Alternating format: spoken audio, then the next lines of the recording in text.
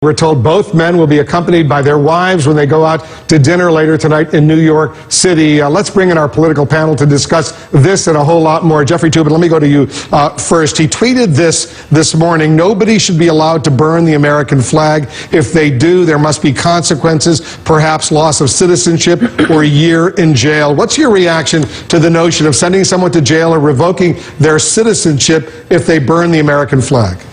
Well, it's kind of doubly unconstitutional. First of all, it's unconstitutional because, as you've mentioned, it is clearly protected speech under the Constitution, and according to two relatively recent Supreme Court opinions, 1980 and 1990. The other way it's unconstitutional is the court has said you cannot, as a penalty, take away someone's citizenship. You can put people in prison, you can execute them, you can take away their right to vote, but forcing people against their will to surrender their citizenship is not something that's available to the government.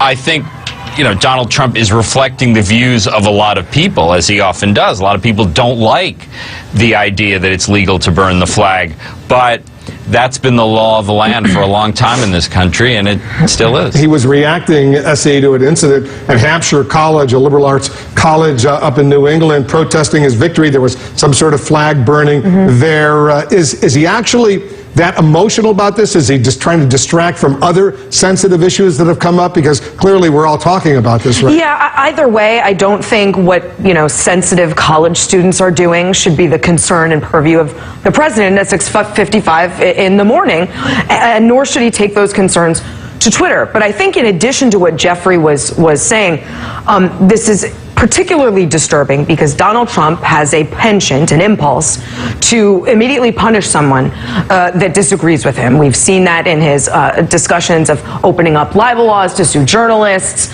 banning media outlets that don't cover him effectively, now jailing flag burners. There is such a disconnect between Donald Trump and the underpinning philosophies that make us a pluralistic and democratic society and make us better than the countries he routinely lambastes, Cuba, Iran, and China, where flag burning is illegal. It's interesting, and you got the personal impact of this, Jeff, last night. You had an excellent report on CNN talking about the accusation from Donald Trump that millions of people voted illegally in the most recent presidential election. Then he went after CNN, went after you with a retweet of sorts. And some are suggesting he simply overreacts and goes, maybe is even undermining some democracy, if you will. Well, I think that could be the direction he's heading, and I'm not sure that these are completely unrelated things. I mean, this all goes after the First Amendment, and he is, trying to delegitimize people's trust in a lot of things, institutions, the media, other things, with some good reason. There are questions about the media that can be raised by people, no question about it. People don't view the media in high esteem, but trusting it is another thing. So eroding all of these principles, I think he knows exactly what he's doing here, because obviously down the line, if he delegitimizes things, then it makes it easier for him. But I'm sort of struck here by how he, has so much else to do. Boy, he's filling a cabinet. A pretty good clip here. He spends time going after supporters on Twitter, and I'm struck by it's been 21 days since he's had a rally.